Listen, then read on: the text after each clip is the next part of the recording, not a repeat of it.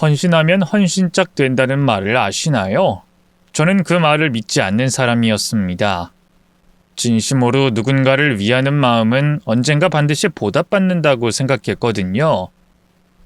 여전히 그 생각에는 변함없는데요. 다만 이젠 알고 있습니다. 헌신하는 대상이 누구냐에 따라 결과가 다를 수 있다는 걸 말이죠. 세상엔 정말로 상대방의 헌신을 헌신짝처럼 여기는 사람도 있더군요. 슬프게도 제 아내가 바로 그런 사람이었죠. 물론 아내가 처음부터 그랬던 건 아닙니다. 직장 동료였던 아내는 어여쁜 외모만큼이나 착한 성품 때문에 인망이 두터웠고요. 결혼 후에도 가정적이고 사려 깊은 아내였습니다. 삼시세끼 꼬박꼬박 정성껏 밥상을 차려준 건 물론이고요. 없는 살림에 제 보약은 철마다 꼭 지어 먹이는 내조의 여왕이었죠. 어디 그뿐인가요? 저희 부모님한테도 참 잘해서요. 어머니가 저보다 아내를 더 예뻐할 정도였네요.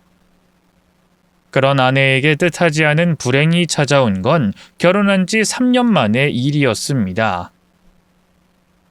자연 임신에 계속 실패해 난임병원을 다니던 시기였는데요. 집에 돌아오면 늘 밝게 웃으며 맞이해주던 아내가 그날따라 안방문을 꽉 닫고 나오지 않더군요. 여보, 안에 있어? 나왔어. 집에 불 다 끄고 뭐하고 있는 거야? 여보. 안방문을 연 저는 깜짝 놀라고 말았습니다. 아내가 이불을 뒤집어 쓰고 엉엉 울고 있었거든요. 얼마나 오랫동안 운 건지 얼굴은 시뻘겋고 두 눈이 퉁퉁 부어 있었죠. 아니, 당신 왜 그래? 왜 혼자 울고 있었어? 여보, 나 어떡해? 나 불치병이래. 앞으로 못 걸을지도 모른대. 이제 나 어쩌면 좋아? 뭐? 그게 대체 무슨 말이야?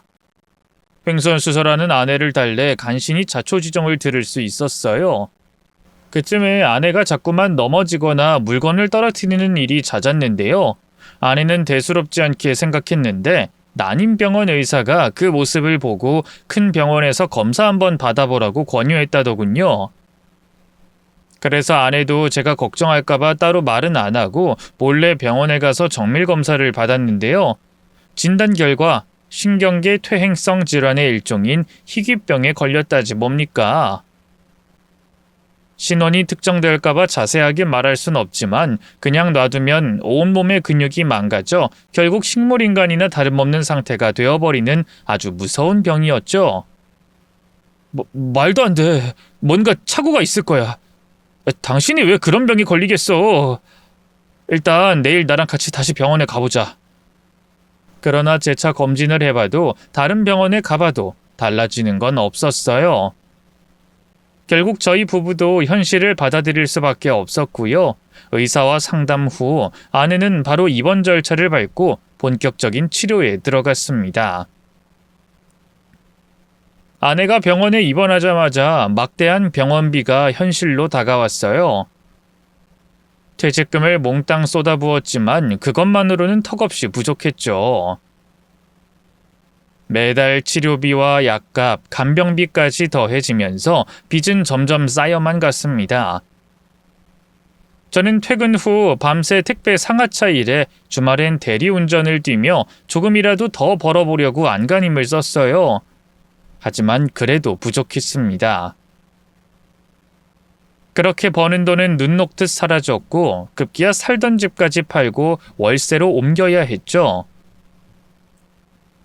더는 간병인을 쓸 수도 없었어요. 집에 아픈 가족이 있어본 분들은 아시겠지만 이 간병비라는 게 정말 어마어마하거든요. 일단 보험이 안 되니까요. 어떨 땐 치료비보다 더 많이 나올 때도 있었죠. 맘 같아선 제가 아내 옆에 딱 붙어 있고 싶었지만 현실적으로 불가능한 일이었어요. 아내의 병원비를 대기 위해선 계속해서 돈을 벌어야 했으니까요. 아내는 형제 자매도 없고 장모님도 일찍 돌아가셔서 따로 처가에 도움을 구할 수도 없었죠. 그때 나서준 게 다름 아닌 저희 어머니였습니다.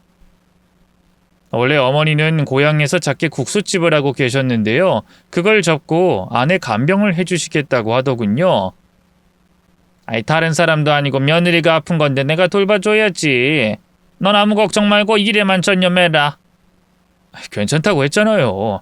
왜 저한텐 말도 없이 가게를 정리한 거예요? 어머니가 평생을 일궈온 가게인데. 어머니가 그 작은 국수집을 얼마나 아꼈는지 알았기에 죄책감이 들었어요.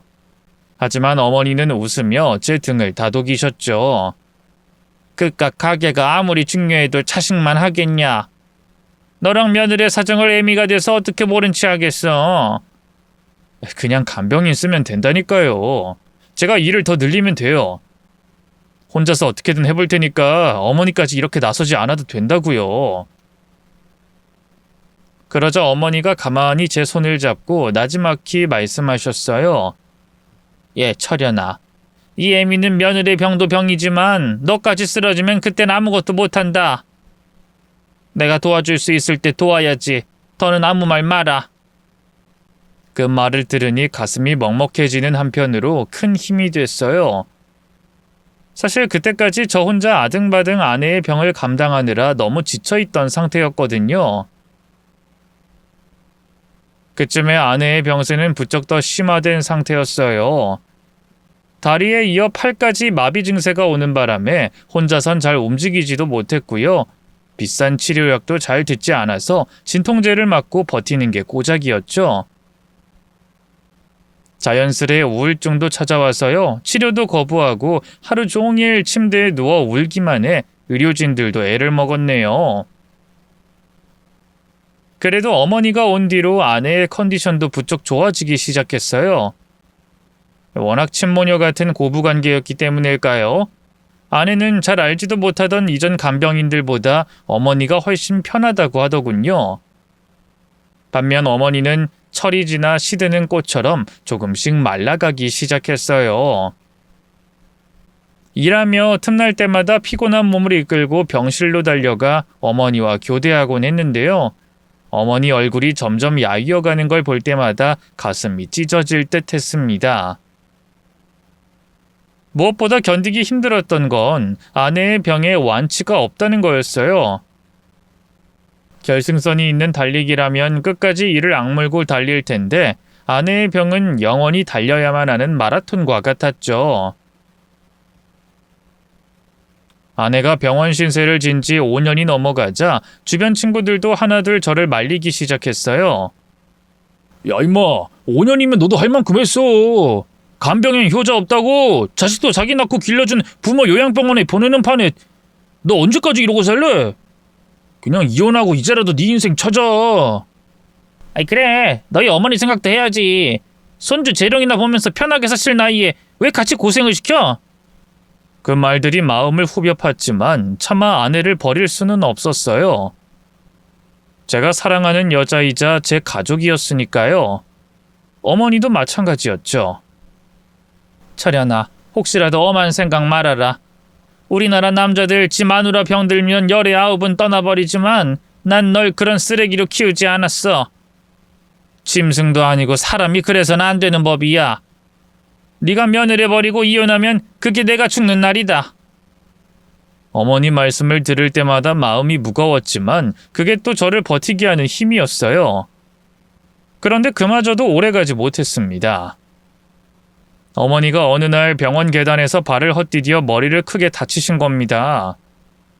급하게 응급수술에 들어갔지만 이미 손 쓸 수 없는 상태였어요.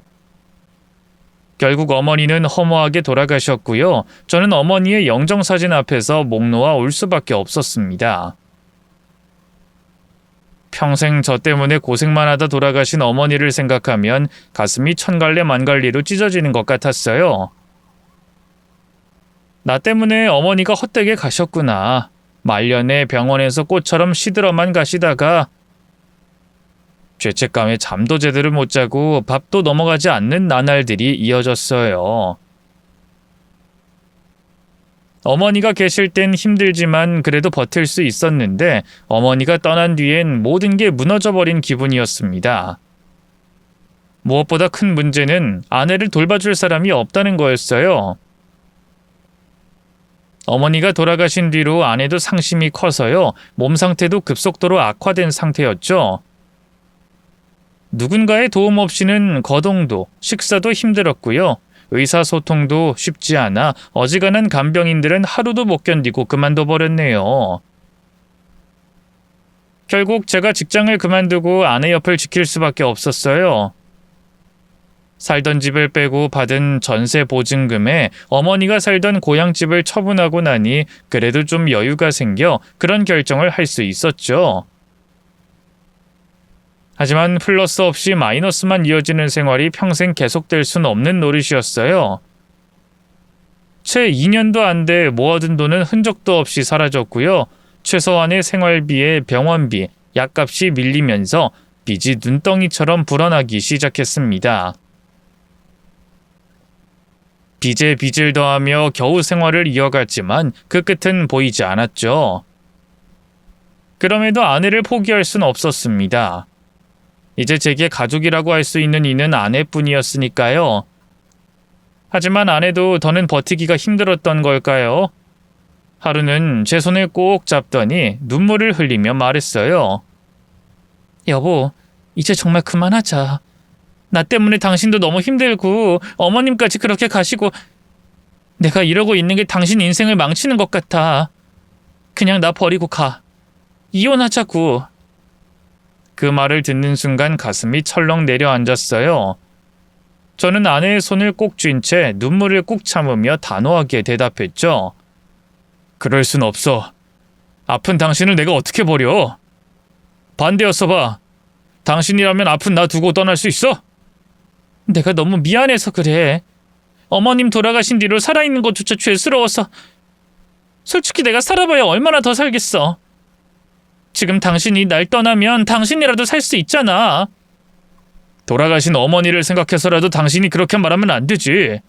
어떻게든 이를 악물고 악착같이 살아남아야지. 막말로 당신 버리면 내가 사는 게 사는 거겠어? 그래. 솔직히 말하면 힘들고 지치는 건 맞지만 당신을 혼자 두고 떠나는 건 상상도 못해. 끝까지 함께 하자고 했잖아. 그렇게 말해줘서 고마워, 여보.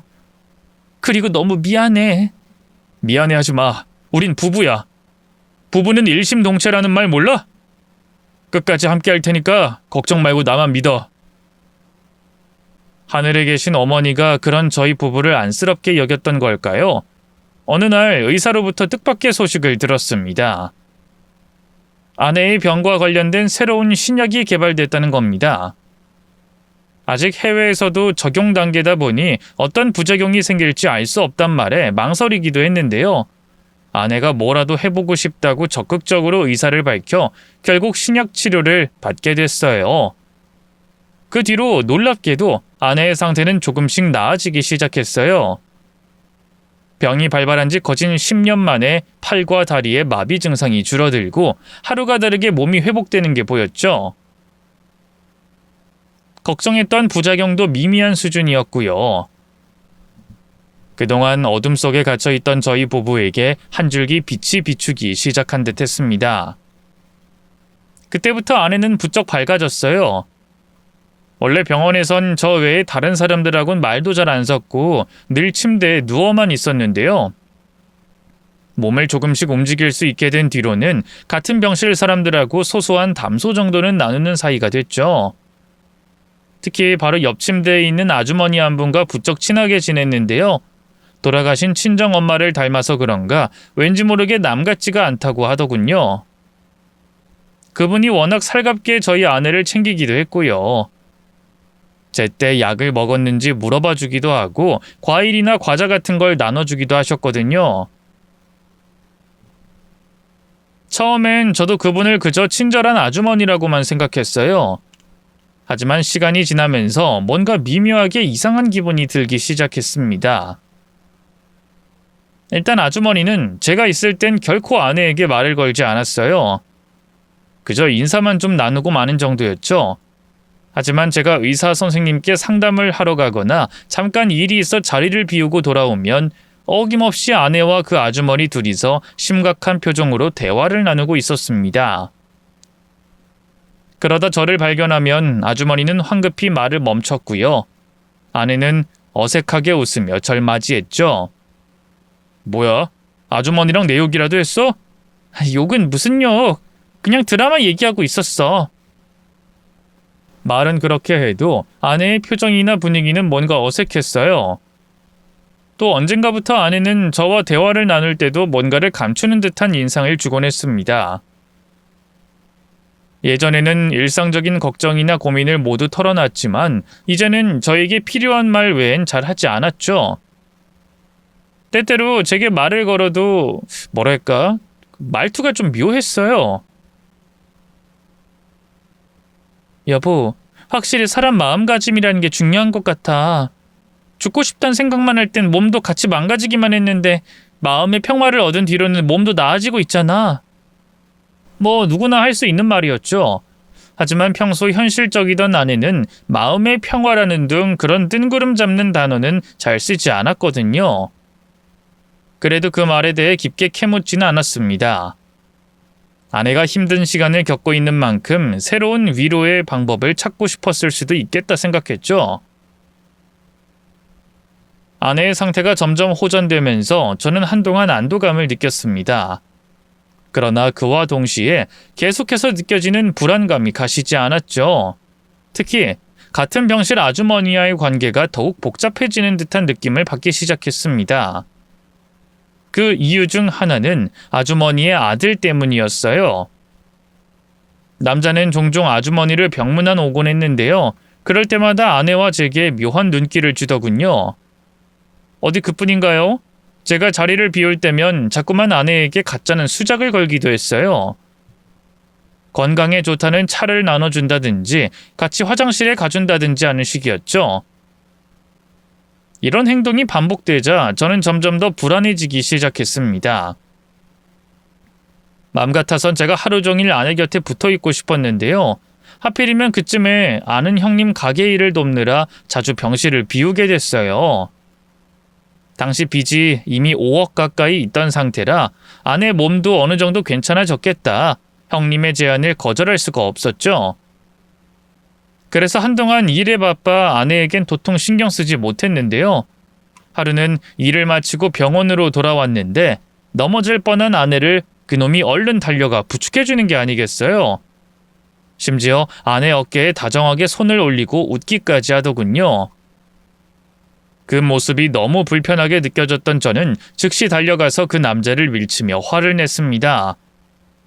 제 아내한테 뭐 하시는 겁니까 지금? 죄송합니다. 전 그냥 수영씨가 넘어질 뻔해서 잡아준 것뿐인데. 그럼 다시 일어섰을 때 손 떼야지. 어깨는 왜 감싸랜데?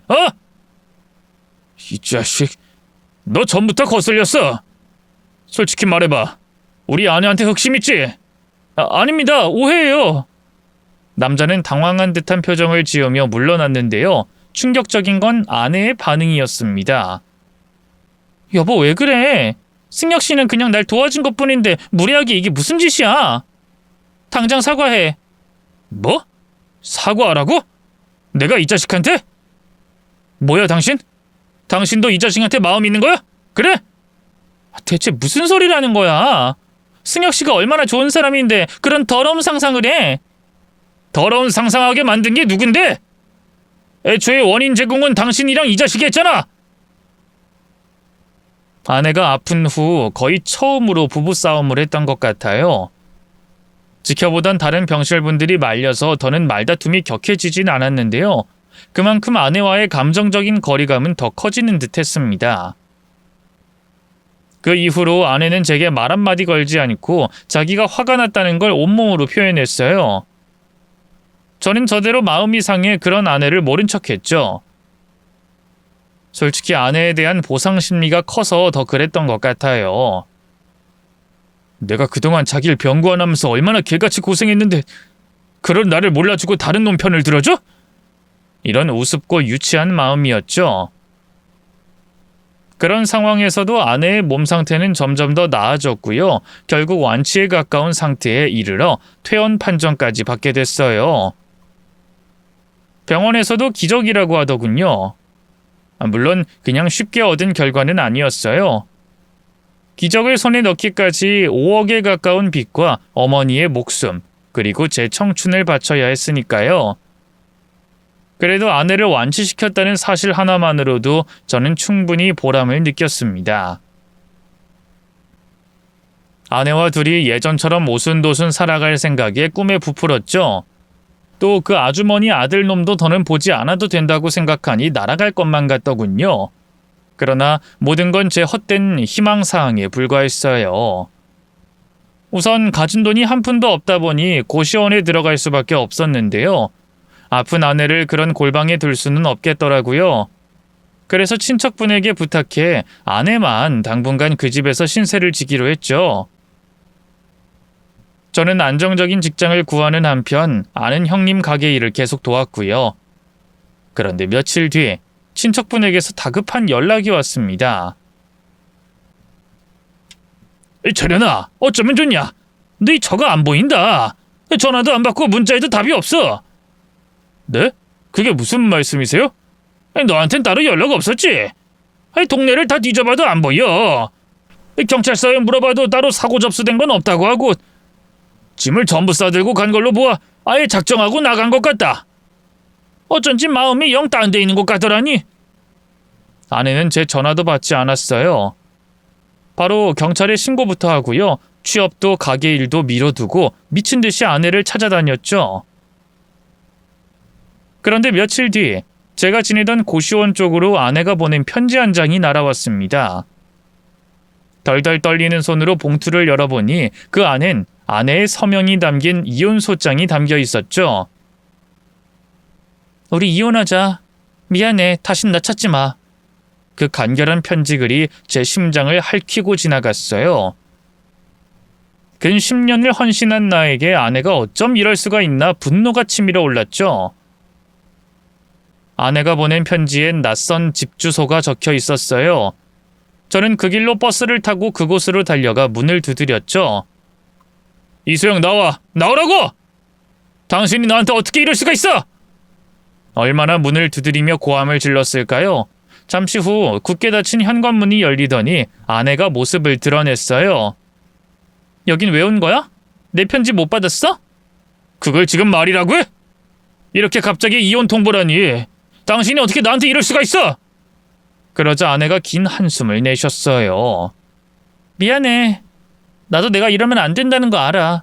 하지만 당신이 한 번만 더 나를 이해해줬으면 좋겠어. 죽다 살아났는데 전처럼 똑같이 살 순 없잖아. 나 이제 새로운 삶을 살아보고 싶어. 뭐? 새로운 삶? 웃기고 있네. 당신 솔직히 말해봐. 나 말고 다른 남자가 생긴 거야? 그 병실 아주머니 아들놈? 그 자식 맞지? 그 자식이 이혼하고 자기한테 오라고 하든? 그러자 아내가 억울하다는 듯 펄쩍 뛰었어요. 그런 거 아니야. 당신은 대체 나를 어떻게 보고... 내가 그렇게 더러운 여자 같아? 말했잖아. 그냥 이제라도 진정한 나를 찾아 살고 싶을 뿐이야. 그놈의 자아 찾기 내 옆에서 하면 되잖아. 굳이 나랑 헤어져야 하는 이유가 뭔데? 나 당신 사랑해. 그러니까 그 긴 시간 동안 빚을 5억이나 져가면서 당신 병고 안 했지? 이제야 당신이랑 둘이서 예전처럼 행복하게 살 수 있겠구나 꿈에 부풀었는데 당신이 나한테 이러면 안 되는 거잖아. 미안해. 나도 이런 결정 내리기까지 고민 많이 했어. 당신도 이 상황을 받아들이기 힘들겠지만 그냥 하루빨리 나를 잊고 다른 좋은 사람 만나. 그 편이 당신한테도 더 나을 거야. 아내의 말에 심장이 소금에 절여진 듯 쓰라렸어요. 어마어마한 배신감과 분노가 전신을 휩쓸었죠. 그걸 지금 말이라고 해? 됐고, 당신 당장 나 따라 나와. 어서!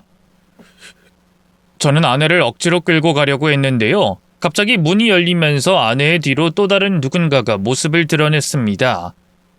기가 막히게도 병실 아주머니 아들놈이었죠. 이 집이 누구 집인가 했는데 이 새끼 집이었어? 이렇게 둘이 살림까지 차려놓고 바람난 게 아니라고? 분노를 참지 못한 저는 그대로 남자를 향해 주먹을 날렸어요. 그러자 남자 역시 주먹을 날려 반격했는데요. 운동신경이 좋았던 저는 그대로 피한 뒤 발을 뻗어 다시 남자의 복부를 쳤죠. 남자는 배를 끌어안고 그대로 바닥에 주저앉아 숨을 몰아쉬었네요. 그러자 아내가 달려와 절 현관문 밖으로 밀기 시작했어요. 당신 미쳤어? 왜 아무 죄 없는 사람을 때리고 그래? 이 사람하고 나 그런 더러운 사이 아니야. 그냥 마음 맞는 친구일 뿐이라고. 뭐? 친구? 태어나자마자 이 새끼 있는 곳으로 달려온 주제에 지금 그걸 나더러 믿으라고? 무슨 유부녀가 남편 버리고 남자인 친구랑 같이 동거를 하는데 말이 되는 소리래! 저는 눈에 불꽃을 담은 채로 아내를 노려봤어요. 당신 진짜 이 새끼 사랑해? 10년 가까이 아픈 당신 곁에서 지켜주고 병구 안 했던 나보다 이 새끼가 더 좋냐고! 그 순간 아내의 표정이 죄책감으로 허물어졌어요. 아내가 아무 말도 못하는 사이 갑자기 아내의 등 너머로 또 다른 인물이 나타났습니다. 바로 병실 아주머니였죠. 저는 헛웃음을 치면서 입을 열었어요. 아주머니도 같이 계실 줄 알았어요. 당신 아들이랑 우리 집사람 눈 맞은 거 다 알 거라고 생각했다고. 부끄러운 줄 아세요? 아들이 잘못된 길을 가고 있으면 부모로서 옆에서 말리진 못할 망정. 미안해요. 하지만 나도 어쩔 수가 없었어요. 남녀 사이라는 게 어디 믿음이나 정만으로 되는 건가요? 둘이 좋다는데 서로 없으면 죽겠다는데 어쩌겠어요. 그러니 그쪽도 못나게 굴지 말고 이쯤에서 물러나요. 마침내 아주머니의 입에서 아내의 외도를 인정하는 말이 나왔어요. 이미 예상하고 있던 일이지만 정말 미칠 것 같더군요. 뭐라고요? 내가 왜 물러나야 하는데? 난 절대 이혼 못해줘. 누구 좋으라고? 그렇게 고집 부려봤자 수영 인턴은 당신한테 돌아가지 않아요. 이 애는 이미 우리 아들한테 몸과 마음을 다 줬다고. 다른 사람의 입으로 아내의 부정행위를 전해 들으니 눈앞에 벌개졌어요. 저는 이새를 악물며 아내를 돌아봤는데요. 아내는 그때까지도 하얗게 질린 채로 아주머니만 쳐다보고 있더군요. 그 순간 옆 시야로 아주머니가 아내를 향해 뭔가 눈짓하는 게 느껴졌어요. 그러자 아내가 그 눈빛에 반응해 고개를 떨구더군요. 미안해, 여보. 그래, 당신 말이 다 맞아. 나 이 사람하고 승혁 씨하고 서로 사랑하고 있어. 처음 만났을 때부터 호감을 느꼈거든. 그러면 안 된다는 걸 머리로는 알고 있었는데 마음은 내 의지대로 할 수 없는 거잖아. 당신이 알면 더 상처받을 것 같아서 끝까지 감추고 이혼하려고 한 건데 미안해. 그러니까 이만 나 놔주라. 아내는 갑자기 자신의 바람을 순순히 인정하며 고개를 숙였어요. 갑작스러운 태세 전환에 어안이 벙벙할 정도였죠. 그 순간 본능적으로 깨달았어요. 아내에겐 외도 외에 뭔가 더 엄청난 비밀이 숨겨져 있다는 걸 말이죠. 어찌됐든 난 이혼만큼은 절대 못해. 그러니까 일단은 나랑 같이 가자. 저는 아내의 손을 붙잡고 억지로 끌고 나가려고 했어요. 그러자 모자 둘이 다가와선 저를 막아서더군요. 아내 역시 제 손을 뿌리치고 얼른 그 모자 뒤로 숨어버렸고 말이죠. 그 모습에 남자가 의기양양한 표정으로 제게 소리쳤어요. 봐! 수영인 당신이 아닌 나를 선택했어! 남자라면 포기할 줄도 알아야지. 지금 이거 가택 침입인 거 알아? 경찰에 신고하기 전에 당장 꺼져! 남자는 정말 신고할 것처럼 핸드폰을 꺼내 들었어요. 결국 저도 그쯤에선 물러날 수밖에 없었죠. 당사자인 아내가 저를 따라 나서지 않겠다 버티니 저도 더는 어떻게 할 수가 없더군요. 하지만 막상 그 집을 나와서도 도통 발길이 떨어지지 않더라고요. 그래서 그 집 앞 골목에 몸을 숨기고 하염없이 시간을 흘려보냈죠. 아내 혼자 밖에 나오는 일이 생기면 그때 따로 둘이서만 조용히 대화를 나눠볼 생각이었어요. 그렇게 얼마나 시간이 흘렀을까요? 해가 지고 사방이 어두컴컴해질 때까지도 굳게 닫힌 현관문은 열릴 생각을 안 했어요. 결국 저도 포기하고 집으로 돌아가려고 했는데요. 그 순간 갑자기 문이 열리면서 아내와 아주머니 그리고 그 아들까지 셋이 우르르 나오더군요. 아내는 겁을 집어먹은 사람처럼 얼굴이 하얗게 질려 있었어요. 제가 정말 할 수 있을까요? 자신 없는데. 걱정 마. 넌 이미 충분히 자격이 있으니까. 알아들을 수 없는 말을 주고받는 아내와 아주머니를 보면서 제가 모르는 뭔가가 더 있다는 걸 새삼 느꼈어요. 그래서 몰래 그들의 뒤를 밟기 시작했죠. 셋이 지상 주차장에서 차를 타서 하마터면 놓칠 뻔했는데요. 때마침 손님을 내려준 택시가 있어서 놓치지 않고 따라갈 수 있었네요. 차는 시내를 지나 굽이굽이 깊은 산속으로 들어갔어요. 기사님이 더는 못 들어간다는 걸 요금을 따따블로 주겠다 설득하고 간신히 쫓아갔네요. 한 2시간을 좋게 달렸을까요? 아내를 비롯한 3사람이 도착한 곳은 웬 수련원 같은 건물이었어요. 산속에 이런 커다란 건물이 왜 있나 어리둥절해하며 택시에서 내렸죠. 기사님, 여기서 잠시만 기다려주세요. 돌아가는 차비도 따따블로 드릴 테니까 가시면 안 돼요? 알겠죠? 택시 기사님에게 신신당부하고 3사람을 따라 건물 안으로 들어갔어요. 이 사방이 어두컴컴한데 복도 맨 끝에 있는 문 쪽에서 희미한 빛이 새어나오더군요. 아내도 이 안으로 갔겠구나 싶어서 조심조심 다가가 문을 열었는데요. 그 순간 눈앞에 펼쳐진 광경에 저는 그만 기절초풍하고 말았습니다. 실제로 잠깐 정신을 놨던 것도 같은데요. 그도 그럴 게 눈앞의 광경은 정말 믿을 수 없을 정도로 충격적이었습니다. 어둑한 강당 안에는 이상한 옷을 입은 여자들이 원을 그리며 춤을 추고 있었고요. 그 가운데에는 나이가 지긋한 중년 남자가 의자에 앉아 그들을 바라보고 있었는데요. 그 남자는 여자들의 몸을 거리낌 없이 만지며 마치 제왕처럼 군림하고 있었죠. 눈이 휘둥그레진 채로 방 안을 더 자세히 살펴보니 그 춤추는 여자들 중 한 명이 바로 제 아내였습니다. 저는 숨이 막히는 것 같아 그 자리에 얼어붙고 말았죠. 아내는 다른 여자들과 똑같이 이상한 옷을 입고 있었고 그 남자의 앞에서 마치 최면에 걸린 사람처럼 몸을 흔들며 춤을 추고 있었습니다. 말도 안 돼. 내가 잘못 본 게 분명해. 저게 집사람일 리가 없어. 입술을 깨물며 도리질 쳤지만 눈앞에 펼쳐진 광경은 명백한 현실이었습니다. 바로 그때 그 중년 남자가 아내의 어깨에 손을 올리며 입을 열었어요. 너희들 모두 아가님과 교주인 나의 은혜로 이 자리까지 왔다. 이걸 잊지 말고 평생 나에게 충성해야 한다. 너희 병도 고통도 내가 없었다면 해결되지 않았을 것이다. 그러자 아내가 무릎을 꿇고 2손을 모으며 그 남자를 향해 경배했어요. 하늘에 계신 아가님 그리고 교주님 정말 감사합니다. 제가 몹쓸병에서 나을 수 있었던 건 다 아가님과 교주님의 은혜 덕분입니다. 이제부터 저는 평생 2분께 헌신하며 살아가겠습니다. 그 말을 듣는 순간 제 안에서 뭔가가 와르르 무너져 내리는 것 같았습니다. 스스로를 교주라 칭하는 그 중년 남자의 뒤로는 수십 명의 사람들이 도열해 있었는데요. 그 안엔 병실 아주머니와 그 아들놈도 같이 있었어요. 너무나 뿌듯한 표정으로 교주와 아내를 바라보고 있더군요. 이제 모든 진실을 분명하게 알 수 있었죠. 아내는 그 인간들의 꼬임에 넘어가 사이비 종교에 빠져버린 겁니다. 병이 나은 것도 다 사이비 교주의 공이라며 감사하고 그에게 자신의 삶을 바치겠다고 다짐하는 아내를 보고 저는 깊은 배신감과 허탈함에 휩싸였습니다. 당장이라도 안으로 뛰쳐들어가 아내를 데리고 나오고 싶었지만 아까 낮에 아주머니 집에서처럼 실패로 끝날 확률이 높았어요. 저는 혼자였고 저들은 수십 명이었으니까요. 고민하던 저는 다급하게 주머니 속에 있는 핸드폰을 꺼냈습니다. 그리고 안에서 벌어지는 괴이한 상황을 녹화하기 시작했죠. 어느 정도 필요한 장면을 다 찍었을 때였어요.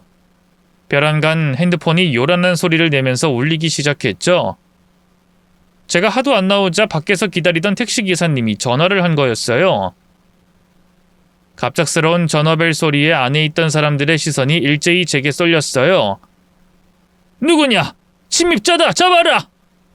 교주의 외침에 덩치 큰 남자들이 우르르 제게 몰려들었고요. 저는 바로 뒤돌아 도망치려고 했지만 문 밖을 지키고 있던 신도들이 합세해 옴짝달짝 못하는 처지가 되고 말았죠. 궁지에 몰리자 오히려 용기가 생기더라고요. 죽기 아니면 까무러치기란 생각에 그냥 강당 안으로 뛰어들어갔습니다. 그리고 저를 잡으려는 사람들을 피해 교주에게로 달려갔죠. 이 개자식! 아팠던 여자들이고 대체 뭐하는 짓이야? 뭐? 네 은혜로 사람들의 병이 나? 병원 덕분이지 뭔 개소리야!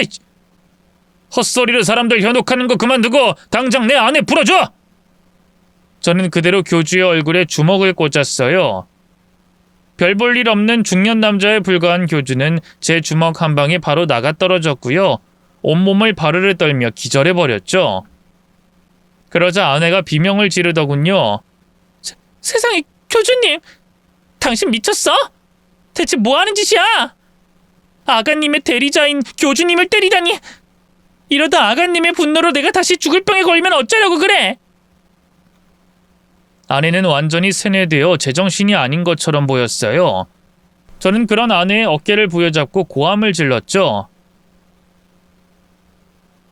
제발 좀 정신 차려! 아가님이니 뭐니 뭔 헛소리라는 거야? 나한테 바람핀다는 거짓말까지 해가면서 지키려던 게 고작 자기를 교주라고 칭하는 이따위 사이비였어? 사이비라니? 당신도 아가님의 교리를 알게 되면 그런 말 못할 거야. 그분은 진짜 존재해. 내 병이 나은 게 그 증거라고. 저는 어떻게든 아내가 제정신을 차리게 하고 싶었어요. 하지만 시간이 너무 없었죠. 아내와 말씨름을 하는 사이에 신도들이 하나둘 저를 향해 몰려들기 시작했거든요. 그들의 눈빛은 하나같이 분노와 어떤 맹목적인 믿음에 사로잡혀 있었어요. 저는 어떻게든 도망갈 길을 모색했지만 이미 사방이 신도들로 막혀있는 상황이었어요. 그들은 서서히 포위망을 좁혀오는 사냥꾼처럼 그렇게 절 옥죄어왔죠. 그런데 그때였어요. 갑자기 밖에서 아이 손님, 왜 이렇게 안 나오세요? 하는 목소리가 들렸습니다. 다름 아닌 택시기사님이었죠. 기사님의 목소리를 듣자 마치 희미한 빗줄기가 어두운 방안을 가르는 듯한 희망이 생겼습니다. 기사님, 저 금방 갈게요. 택시 시동 좀 걸어주세요. 저는 있는 힘껏 외쳤고 동시에 옆에 있던 신도 한 명을 붙잡아 사람들을 향해 던졌어요. 일순 포위망 한쪽이 허물어졌고요. 저는 그 순간을 놓치지 않고 강당 문 쪽으로 내달렸습니다. 몇몇 신도들이 절 붙잡으려 했지만 간신히 몸을 비틀어 빠져나올 수 있었죠. 밖으로 나가자마자 택시에 올라탔어요. 택시 기사님은 기다렸다는 듯이 바로 엑셀을 밟았고요. 뒤따라 나온 신도들이 그런 저희를 쫓아 달리기 시작했죠. 그때 건물 밖으로 아내가 사람들과 함께 모습을 드러냈어요. 저는 택시 창문을 열고 절박하게 외쳤죠. 여보, 제발 나랑 같이 가자. 이 미친 사람들한테서 도망치자고! 하지만 아내는 입술을 굳게 다물고 절 외면했어요. 옆에서 아주머니와 그 아들놈이 잘했다는 듯이 아내를 감싸고 돌았죠. 저는 욕지기를 삼키며 다시 창문을 닫았고요. 기사님은 한층 더 속도를 올려 뒤쫓는 신도들을 따돌렸습니다. 저는 창밖으로 사라지는 아내의 모습을 보며 깊은 절망 속으로 빠져들었죠. 기사님 고마워요. 덕분에 살았습니다. 아니 대체 저놈들은 다 뭡니까? 이 산속에 뭔 놈의 사람들이 저렇게 많이 모여있어? 자세한 건 가면서 설명드릴게요. 일단 가장 가까운 경찰서로 가주실 수 있을까요? 제 입에서 경찰서란 말이 나오자 택시기사의 안색이 달라졌어요. 그리고는 더욱 빠르게 속도를 올리더군요. 경찰을 만나자마자 바로 제가 촬영한 영상을 보여줬어요. 그리고 아내가 이 사이비 집단에게 단단히 세뇌되어 있으니 빨리 구해달라고 했죠. 경찰은 수사팀을 꾸려 바로 현장으로 달려갔는데요. 웬걸 이미 눈치를 깐 놈들은 흔적도 없이 사라져버린 뒤였습니다. 그 뒤로 한동안 아내를 볼 수 없었어요. 아내는 유일한 연락수단이었던 핸드폰마저 없애버리고 자취를 감춰버렸죠. 그쯤 되니 경찰도 더는 어떻게 할 수가 없다고 하더군요. 하지만 저는 거기서 포기할 수 없었어요. 아내를 되찾지 못한다 하더라도 그 해악한 무리들이 또 어디선가 저와 같은 피해자를 만들어낼 걸 생각하면 이대로 가만히 있어서는 안 된다는 생각이 들더군요. 경찰이 나서지 않는다면 나서게 만들어야 했죠. 저는 몇몇 유명 시사 프로그램에 제가 겪은 일을 제보했고요. 그중 연락이 온 취재팀과 함께 그 사이비 단체의 흔적을 뒤쫓기 시작했습니다. 이 시사 프로그램 제작진은 이런 쪽으로 경험이 많아서일까요? 경찰보다도 더 빠르게 그 사이비 단체의 행방을 알아냈어요. 알고 보니 몇몇 지역을 중심으로 그 사이비 단체가 빠르게 확산 중이었는데요. 대부분의 피해자가 가출 청소년과 젊은 여자들이었죠. 제작진은 잠입 취재까지 해가면서 그 사이비 단체의 악행을 낱낱이 파헤쳤어요. 알고 보니 그 교주란 작자는 여신도들을 상대로 입에 담지도 못할 더러운 짓을 저지르고 있었고요. 어디 그뿐인가요? 신도들을 착취해 사치스러운 삶을 영위하고 있었고 자기한테 반항하는 사람들은 메타작을 해가면서 엄하게 다스렸죠. 자기를 거스르는 건 곧 신을 거스르는 거라면서 말이에요. 당연히 방송이 나간 뒤 큰 반향이 있을 수밖에 없었어요. 대중들은 앞다퉈 그 사이비 단체를 처벌해달라고 청원했고요. 언론까지 나서기 시작하자 경찰도 재수사를 시작했어요. 결국 얼마 못 가 그 교주와 중심 신도들은 경찰들에게 붙잡혀 본격적인 조사를 받게 됐죠. 지리한 재판 끝에 교주는 실형을 선고받았고요. 피해자였던 이들은 대부분 풀려나 일상으로 돌아갔네요. 아내 역시 마찬가지였는데요. 대부분의 신도들과 마찬가지로 아내도 저를 원망하기만 할 뿐이었어요. 당신 때문에 내 인생은 완전히 다 망했어. 아가님의 은혜로 이제야 건강해져서 새 삶을 시작하려고 했는데 당신 때문에 내 삶의 의미를 완전히 다 잃어버렸다고. 이제 아가님의 저주로 난 다시 병에 걸릴 거야. 제발 그만 좀 해.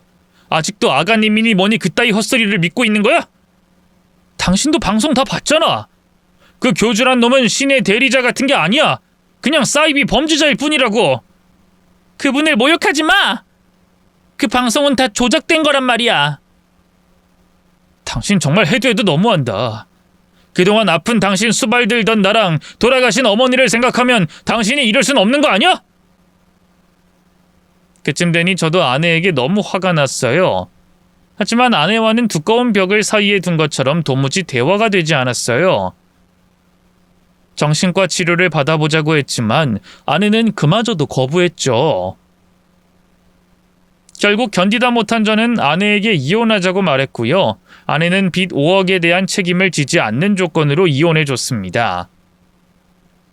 마지막까지 참 실망스러운 모습이었죠. 제가 잃은 건 아내뿐만이 아니었어요. 몇몇 신도들은 제게 앙심을 품고 제가 사는 고시원 앞에 쓰레기를 투척하기도 하고요. 길 가던 저를 납치해 폭행하려고도 했습니다. 하루도 맘 편히 집 밖을 나설 수 없었죠. 괜한 짓을 한 건가 후회도 많이 했어요. 이미 세상의 관심은 식은 지 오래라 제 고통엔 아무도 관심이 없었고요. 벌써 40줄이 다 돼가는 나이인데 변변한 재산은커녕 집도 차도 없었죠. 가진 거라곤 아내의 병고안을 하느라 진 5억의 빚뿐이었네요. 하지만 여기서 이렇게 무너질 순 없었어요. 허무하게 돌아가신 어머니를 생각해서라도 저는 마음을 다잡고 새로운 삶을 시작하려고 했습니다. 일단 빚을 갚지 않고서는 아무것도 할 수 없다는 현실이 너무나도 뼈저리게 다가왔죠. 그래서 유일한 의지처였던 아는 형님에게 돈을 빌려 사업을 시작했어요. 주위에서 말리기도 했고 사실 저 자신도 불안했지만 그만큼 절박했기 때문인지 오히려 배짱이 생기더군요. 초반엔 많은 어려움이 있었지만 잠도 제대로 못 자며 밤낮 없이 일한 덕분에 점차 자리 잡을 수 있었네요. 사업이 조금씩 성장하면서 빚도 조금씩 갚기 시작했어요. 그리고 마침내 5억 원을 모두 청산한 순간, 와, 그때 그 해방감은 평생 잊을 수 없을 거예요. 드디어 다시 숨을 쉴 수 있게 된 기분이었죠. 아내를 다시 만난 것도 그쯤이었어요. 거래처 관계자들과 미팅을 마치고 집으로 돌아가려는데 모르는 번호로 전화가 오더군요. 받아보니 아내였어요. 할 얘기가 있다고 한 번만 만나달라고 하더군요. 망설이다 아내의 제안을 수락했어요. 회사 근처 카페에서 아내를 만났는데요. 예전보다 많이 수척해진 모습에 저도 모르게 마음 한구석이 아려왔지만 동시에 그동안 겪었던 배신과 상처가 떠올라 쉽게 마음을 열 수 없었죠. 4년 만에 왜 보자고 한 거야? 이제 와서 내가 다시 보고 싶어진 건 아닐 테고. 제 뾰족한 대꾸에 아내의 얼굴이 어두워졌어요. 여보, 나 이제 완전히 제정신이야. 교주님, 아니 그 사기꾼 새끼가 감옥에 가고 방송 때문에 난리가 나고 그랬을 땐 솔직히 인정하기가 힘들었어. 그걸 인정하면 난 사이비에 속아 넘어간 바보 같은 여자가 되는 거니까. 그치만 당신 떠나고 나서 뒤늦게 정신이 들었어. 나한테 필요한 건 그런 한심한 사이비 종교도 신도 아니고 당신뿐이란 걸. 내가 왜 그런 짓을 했는지 모르겠어. 정말 후회해. 나 다시 돌아가고 싶어. 우리 예전처럼 살 수 있을까? 아내는 눈물을 흘리며 제 앞에 무릎을 꿇었어요. 그 모습을 보고 있자니 복잡한 감정이 밀려왔습니다. 한때는 목숨보다 소중했던 사람, 하지만 그토록 상처를 주고 떠났던 사람이 이제 와서 이렇게 돌아왔다는 게 믿기지 않았죠. 지금 와서 그런 말 한다고 뭐가 달라지겠어? 이미 우린 돌이킬 수 없는 강을 건넜어. 여보, 제발. 누가 여보야? 우리가 이혼한 지가 언젠데? 난 이미 당신 마음속에서 지웠어. 그러니까 다신 내 앞에 나타나지 마. 그대로 자리를 박차고 일어서려는 저를 붙잡고 아내가 매달렸어요. 여보, 제발 이렇게 가지 마. 응? 당신한테 용서받을 수만 있다면 나 무슨 짓이든 할게. 갑자기 이렇게 나타나서 이러는 이유가 뭔데? 내가 그 5억 빚 갚느라 죽을 똥 살 똥 할 땐 거들떠도 안 보다니. 왜? 내가 성공한 사업가가 되니까 이제야 좀 아쉬워? 저는 아내를 매몰차게 밀어내고 그 자리를 떠났어요. 하지만 차에 오르는 순간까지도 울던 아내의 얼굴이 자꾸만 아른거리더군요. 결국 저는 다시 그 카페로 돌아갔는데요. 그 순간 눈앞에 펼쳐진 충격적인 광경에 그대로 굳어버리고 말았습니다. 아내는 혼자가 아니었어요. 옆에는 그 빌어먹을 아주머니와 아들이 함께였죠. 그래, 찔러보니 어떻디? 너 먹을 것 같아? 아주머니의 물음에 아내가 고개를 저었어요. 아무래도 힘들 것 같아요. 제가 옛날에 알던 그 사람이 아니에요. 너무 단호해요. 그래도 살맛대고 살던 부부인데 좀 더 찔러보자고. 수영이 너 위해서 수년 동안 병구 안 하고 몇 억 빚까지 졌던 놈인데 그놈 돈이 있어야 우리 교주님이 보석금 내고 다시 나올 수 있어. 어떻게든 꼭 꼬셔야 한다고. 알겠지? 네, 염려 마세요. 교주님을 위해서라도 힘낼게요. 저는 그 자리에서 한동안 움직일 수가 없었습니다. 새삼 사이비 종교단체의 쇠뇌라는 게 얼마나 무서운 건지 뼈가 시리도록 실감했네요. 아내는 그 지경이 되고도 아직도 그 쇠뇌의 늪에서 빠져나오지 못한 상태였어요. 심지어 저를 한 번 더 이용하려고까지 했죠.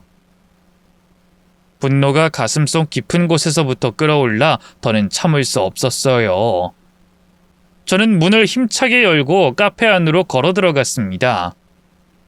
세 사람은 제 갑작스러운 등장에 깜짝 놀라 뒤돌아봤죠. 아내의 얼굴이 창백해졌고 아주머니와 그 아들은 황급히 눈치를 살피며 뒤로 물러섰습니다. 여보, 그러니까 이건... 아내가 급하게 뭐라도 변명하려고 시동을 걸기 시작했어요. 듣고 싶지 않아서, 아니 들을 가치도 없어서 저는 달려가 아내의 뺨을 때렸습니다. 닥쳐! 더는 네 개소리 듣고 싶지 않으니까. 몇 년 만에 날 찾아온 이유가 고작 이거야? 너 대체 언제 정신 차릴래? 언제 그 사이비 교주놈 허수아비에서 벗어날 거냐고! 지금 네 꼴을 봐. 평생 이렇게 살고 싶어? 아내는 뺨을 맞고도 고개를 숙인 채 아무 말도 하지 못했어요. 저는 이번엔 아주머니 쪽으로 시선을 돌렸습니다. 그리고 너, 이 미친 여자! 내 아내를 망가뜨린 것도 모자라서 내 돈까지 넘봐? 그때 그 교주놈 감옥에 쳐넣을 때 너도 같이 쳐넣었어야 하는 건데! 지금 당신이 이 여자한테 한 말 죄다 녹음했어.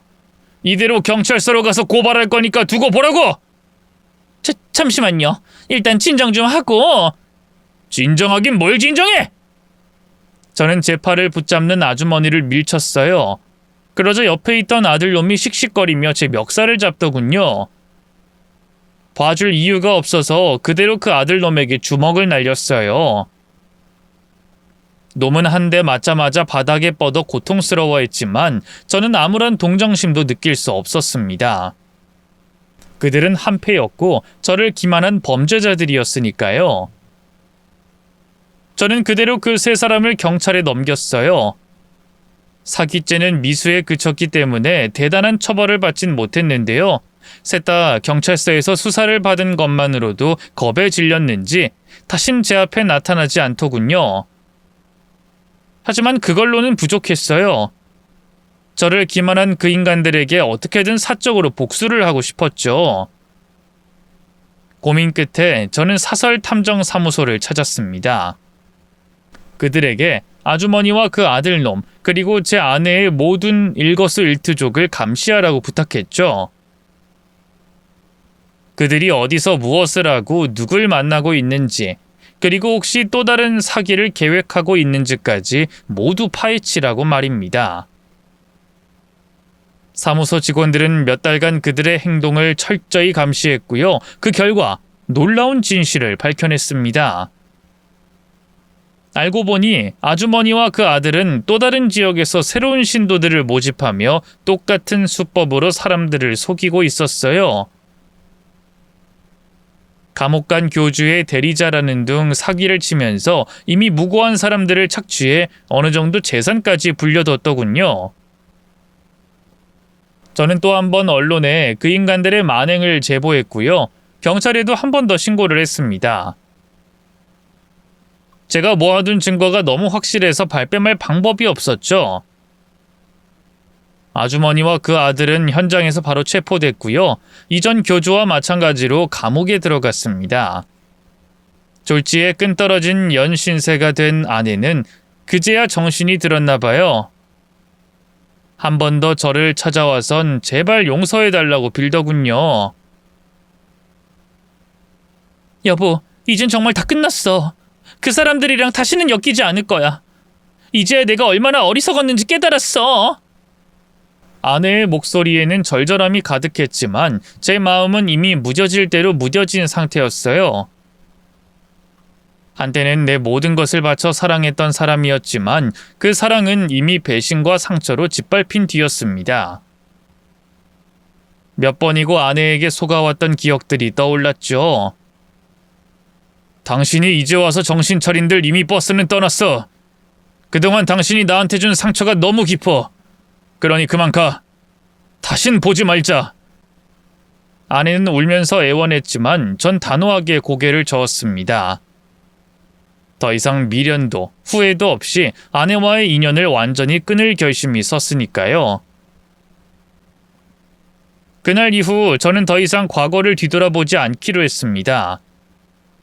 그동안 겪은 모든 상처와 고통은 이제 추억 속에 묻고 새로운 삶을 살아가기 위해 앞만 보기로 결심했죠. 그 덕분일까요? 사업은 날이 갈수록 성장했고요. 지금은 제법 남부럽지 않은 삶을 살고 있습니다. 좋은 여자를 만나 재혼도 했어요. 요즘은 아내 그리고 자식놈들과 같이 주말마다 여행 다니는 게 최고의 낙이랍니다. 최근에 전처의 소식을 전해 들었는데요. 파출부로 일하면서 힘겨운 삶을 살고 있는 것 같더군요. 재혼에도 실패한 모양이더라고요. 한때 사랑했던 여자인 만큼 씁쓸한 기분이 드는 게 사실이지만 그건 저 혼자만의 비밀로 조용히 묻어두려고 합니다. 이젠 저와 아무 상관없는 사람이니까요. 긴 얘기 들어주셔서 고맙습니다. 모두 건강하세요.